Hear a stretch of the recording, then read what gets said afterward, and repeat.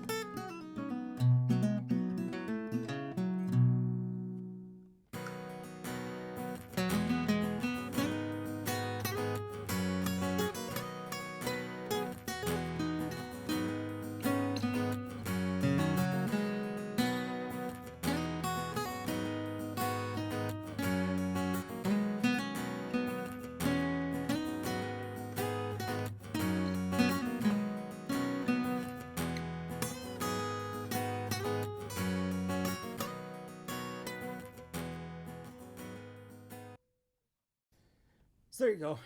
Pre-recorded a little loop using the internal pickup and a Boss RC3. So anyway, let me know what you think. Like, dislike, is it for you, is it not for you? Anyway, as always, if you made it this far, I appreciate it. Please like, subscribe, do all the things, and I'll see you in the next one. Thanks.